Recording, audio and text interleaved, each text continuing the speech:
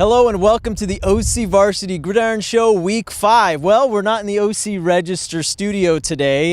We are here at Mater Dei, and if you haven't heard, the Monarchs have kind of a big game, right, Steve? Yeah, they do. They're playing the number one in the nation, IMG Academy, which has Division I guys all over the field. A bunch of big guys in the offensive line, including Evan Neal, 6'7", 360 pounds. You heard that right, guys. And I think back when I was in high school, the whole offensive line added up to 360 pounds. But this guy's huge, and they got big guys all up and down the line. Very talented team. As I said, Division I signees and commits all over that field. It's kind of like an all-star team Mater Dei's playing. And interesting to note, this will be the last time that Mater Dei and IMG will play against each other, because CIF has dictated, hey, California teams, you cannot play. Help me out, Steve. Teams that are not eligible for their state playoffs, correct? Exactly so. You hit it on the head there. Okay, cool. Dan, both of these teams last played on September 7th, so 2 weeks off to game plan for each other, so hopefully a nice, clean game without many penalties, but we'll see about that. They got a Georgia commit, Nolan Smith, who is out of this world, Dan, but Mater Dei's got some dudes too. Yeah, you know, it's going to be a big test for that Mater Dei offensive line, anchored by left tackle Miles Morale. But yeah, a lot of size coming at Mater Dei on the offensive front. So we'll have to see how the Monarchs are going to strategize and, use their weapons where they have, does that mean Bryce Young might be moving the pocket, which is he can do really well, and, buy himself some time, buy his receivers like Bruce McCoy a lot of time. You got to watch out for Jacoby Harper and Sean Dollars maybe coming out of the backfield. So Mater Dei's got some weapons. Mike Martinez, emerging weapon at tight end. So I think it's going to be a great game. And you brought up the penalties. That's been a little problem for Mater Dei earlier this year. They're also going to have to play a more disciplined game against IMG. Well, IMG's won 39 straight. Mater Dei's won 19 straight. So something's got to give. That's right. So we caught up with head coach Bruce Rollinson earlier and a couple of players. Here's what they had to say about the matchup. It's nothing but athletes, and they have them at every position, whether it's DB, O-line, D-line.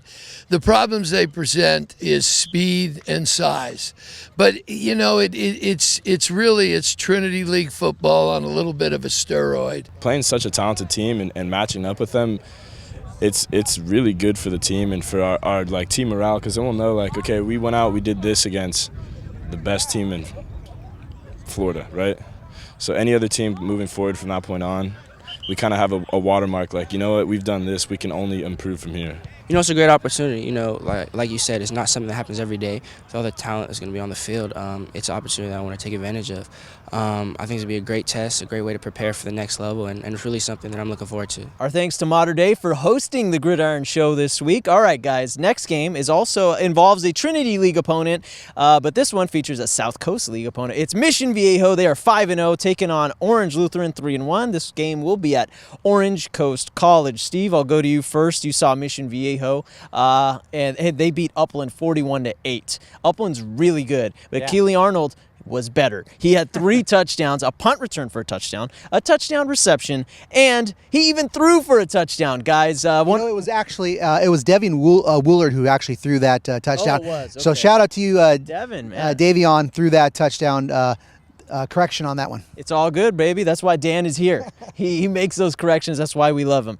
Steve, Mission Viejo versus Arnold is very capable of throwing a touchdown. Yeah, he can do anything. He can do anything. Under-recruited guy, Dan. One of the best, Keely Arnold, one of the best two-way players in Orange County. Yep. He might be probably number 2 behind. I put him number 2 behind Bruce McCoy. College coaches step up, because Keely Arnold is the real deal. Steve, your thoughts on this game? Well, Mission Viejo's getting healthy right now. They're getting their center back, Tony Villarreal, who's a really good player for them, a junior. Really, center is a huge position, of course.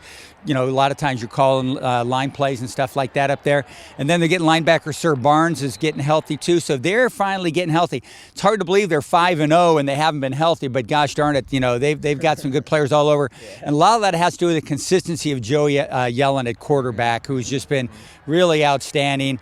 Farrell over at running back is healthy and running the ball like crazy. So they look really good. But gosh, Orange Lutheran with Helinski and company, it's a really good matchup, guys. You mentioned Helinski. He had not one, not two, not three, not four, but 5 touchdowns, 3 of them to Logan Loya last week. The kid is amazing, the South Carolina commit. Dan, you're all over the Trinity League. Olu versus Mission Viejo. The Diablos have had some success against Trinity League opponents the last couple years. Yeah, this is a big game for Orange Lutheran because one thing they can do real interesting for the Lancers is that they can compare themselves against Mission Viejo, against their future first-round opponent in the Trinity League, which is Santa Margarita. Diablos beat Santa Margarita 30-20. Orange Lutheran opens the Trinity League against those Santa Margarita Eagles, who are on the bye this week. So that's an interesting thing for for Orange Lutheran. Helinski, I think, is heating up, fellas. He's really starting to look like that hot 150 number 1 guy. Kyle Ford, dynamite receiver among with Loya and everybody else. One thing to watch is the health of Reggie Strong, another very good two-way player. Kind of got nicked up a little bit last week out at Heritage, where Lancers came off their bye and were real impressive. But Strong's a running back and probably more valuable as a safety. So that's going to be key to watch. And the best matchup of this game is Helinski and those receivers against that great Mission Viejo secondary. All right, finally, the last game we'll talk about, guys, is 3-1 Los Alamitos. I believe they're ranked number 5 this week, if I can recall correctly. They're doing really well. They are at 4-1 Tesoro. Tesoro will be having their homecoming this week. Los Alamitos got a win last week, beating Carson 24-14. John Newman with a 50-yard interception, turned for a touchdown. But, Steve, you saw Tesoro play, right? Yeah, I did, and they need to get that offense going. Their defense is great. They're averaging 26 points a game, which in the NFL, pretty good. High school football, not so good. Just couldn't get any offense going at all, and I think they need to get some O going, because Los Al, as we know, is really good offensively. They beat Long Beach Poly a couple of weeks ago. And when you get in that South Coast League with Capos, you got to match scoring with Capo. Yeah. El Torre, got to match scoring with them. Mission, you got to match scoring with them.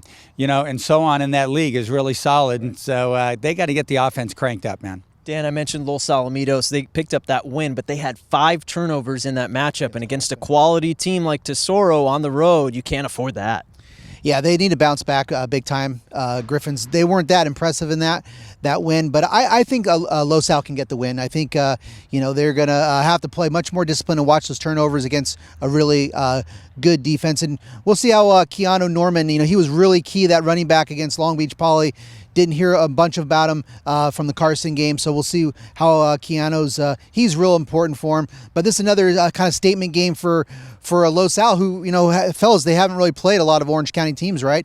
So this is a nice game to see, where the Griffins are at. We kind of talked how they might be the team to beat in the Sunset League. I think they're going to get a win. I got to get my other predictions in. I think Mater Dei is going to beat IMG, and I'm picking Mission to beat Olu. Finally, your prediction, Steve, before we sign out. I'm hanging right there with Dan, Albano, and all those things. And how could I disagree with a guy with such cool sunglasses?